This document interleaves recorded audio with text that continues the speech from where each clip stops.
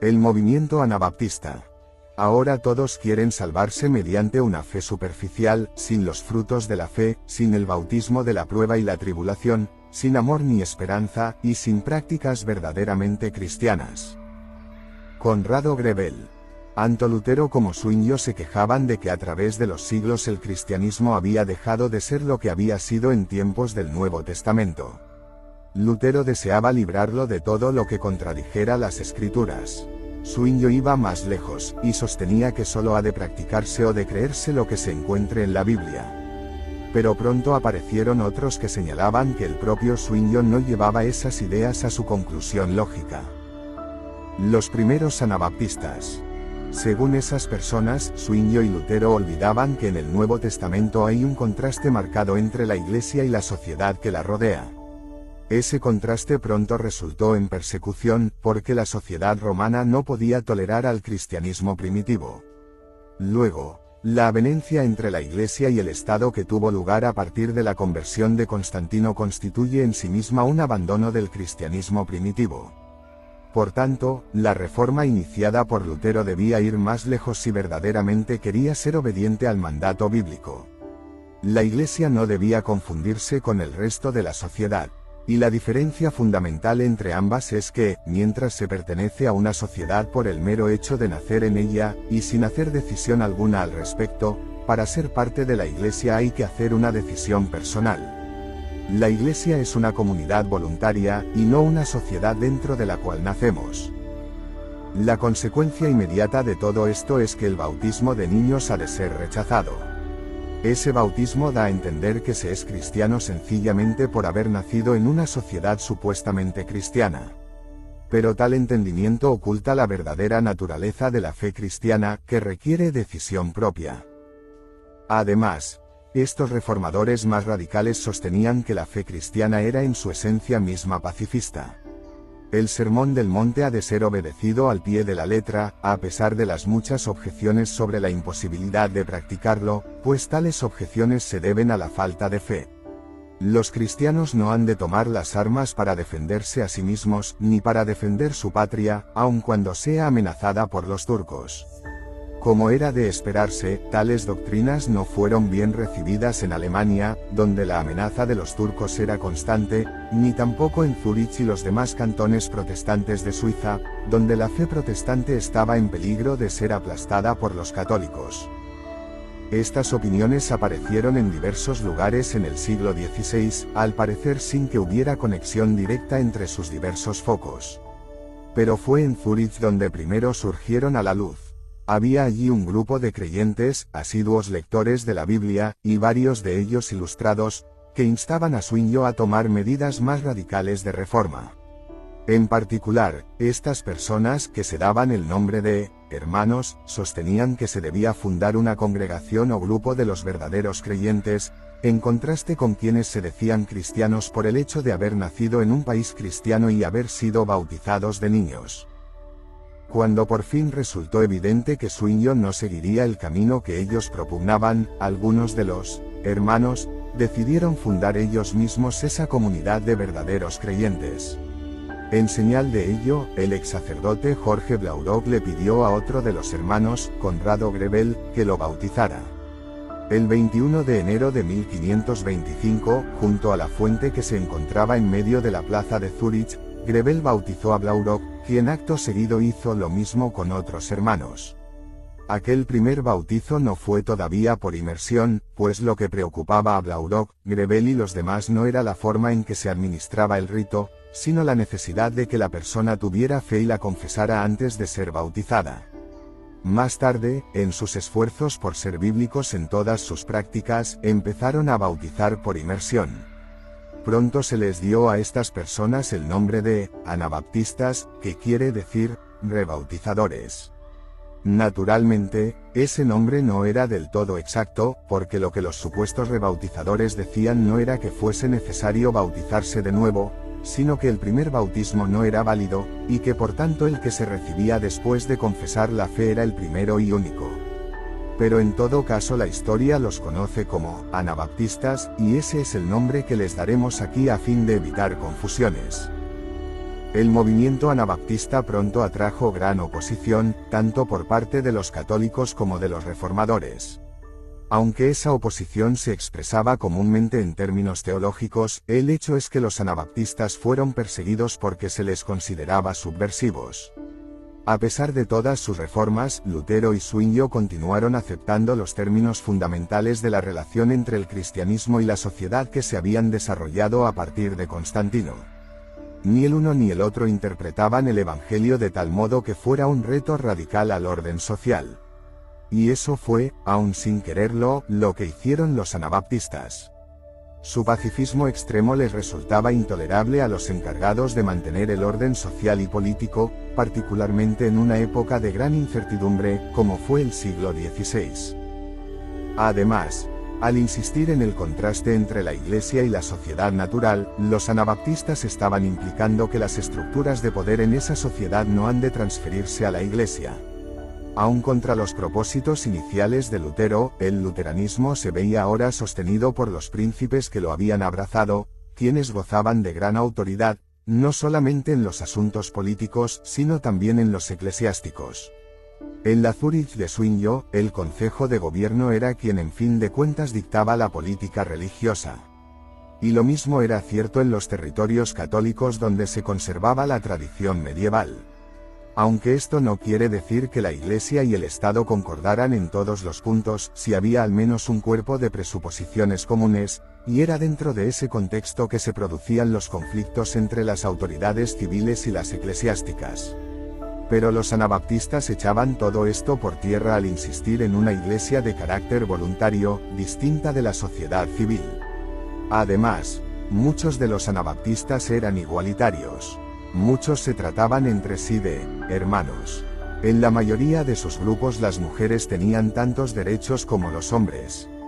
Al menos en teoría, los pobres y los ignorantes eran tan importantes como los ricos y los sabios.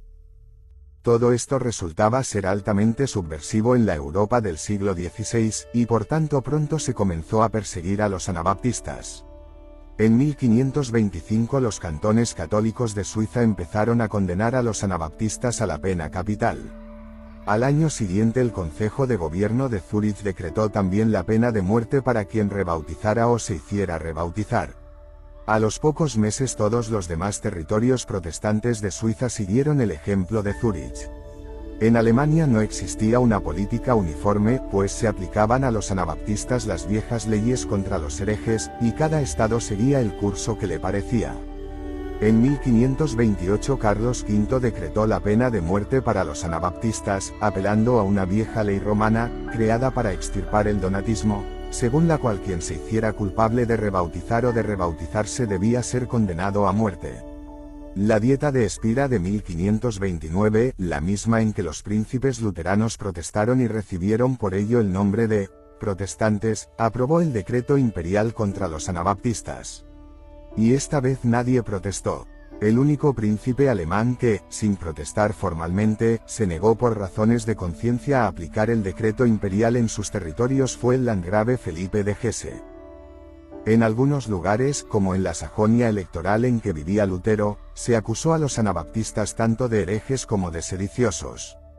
Puesto que lo primero era un crimen religioso, y lo segundo civil, tanto las cortes eclesiásticas como las civiles tenían jurisdicción para castigar a quien se atreviera a repetir el bautismo, y a quien se negara a presentar a sus hijos pequeños para que lo recibieran.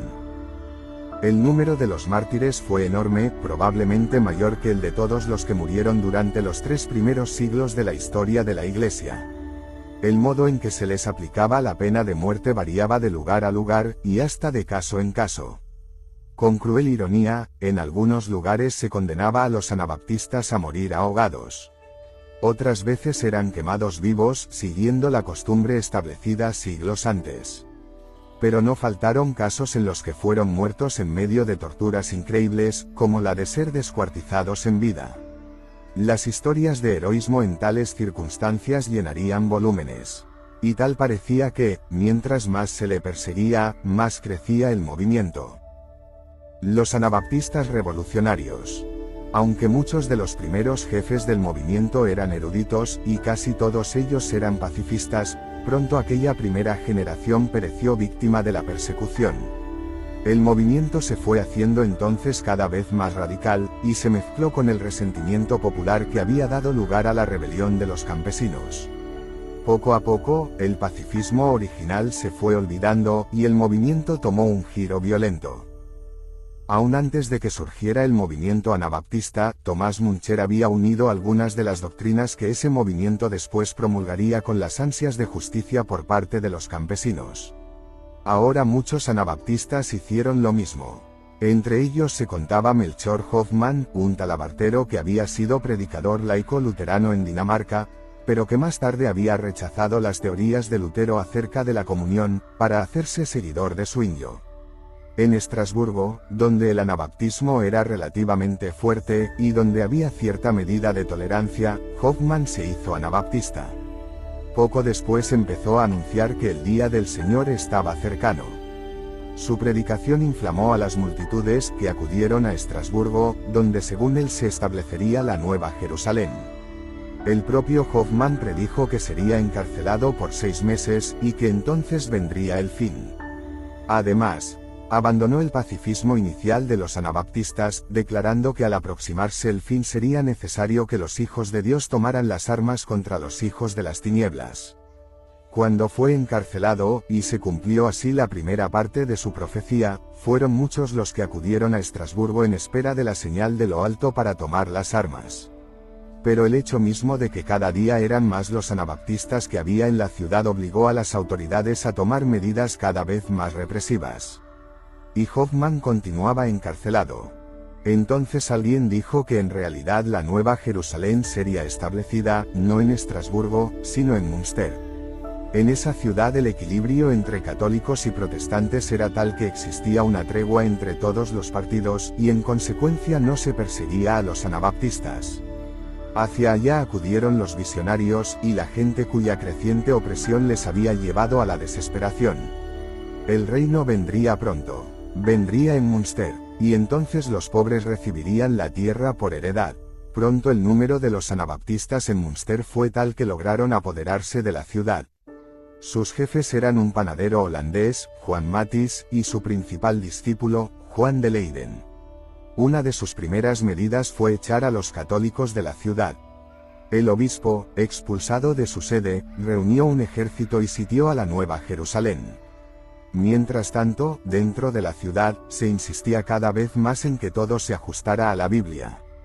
Los protestantes moderados fueron también echados por impíos. Constantemente se destruían las esculturas, pinturas y demás artefactos del culto tradicional. Fuera de la ciudad, el obispo mataba a cuanto anabaptista caía en sus manos. Los defensores se exaltaban más cuanto más desesperada se volvía su situación, pues escaseaban los víveres. A diario había quienes creían recibir visiones de lo alto. En una salida militar contra las fuerzas del obispo, Juan Mathys resultó muerto, y Juan de Leyden lo sucedió. Debido a la guerra constante, y al éxodo de muchos varones, la población femenina de la ciudad era mucho mayor que la masculina, y Juan de Leyden decretó la poligamia, a la usanza de los patriarcas del Antiguo Testamento. Por ley, toda mujer en la ciudad tenía que estar casada con algún hombre. El sitio se prolongaba y, al mismo tiempo que los sitiados carecían de víveres, los fondos del obispo comenzaban a escasear. En una acción desesperada, Juan de Leyden salió con un puñado de hombres, y derrotó en una escaramuza a los soldados del obispo. Entonces, en celebración de aquella victoria, fue proclamado rey de la Nueva Jerusalén. Empero poco después un grupo de habitantes de la Nueva Jerusalén, quizá hastiados de los excesos que se cometían, o quizá impulsados por el hambre y el miedo, le abrieron las puertas de la ciudad al obispo, cuyas tropas arrasaron a los defensores del reducto apocalíptico. El rey de la Nueva Jerusalén fue hecho prisionero, y exhibido por toda la región, con sus 2 principales lugartenientes, en sendas jaulas de hierro. Poco después fueron torturados y ejecutados. Así terminó el principal brote del anabaptismo revolucionario. Melchor Hoffman continuó encarcelado y olvidado, al parecer hasta su muerte. Y hasta el día de hoy, en la iglesia de San Lamberto, en Münster, pueden verse las 3 jaulas en que fueron exhibidos el rey y sus 2 lugartenientes. El anabaptismo posterior. La caída de Münster le puso fin al anabaptismo revolucionario. Pronto se comenzaron a escuchar las voces de quienes decían que la tragedia de Münster se debía a que se había abandonado el pacifismo original, que era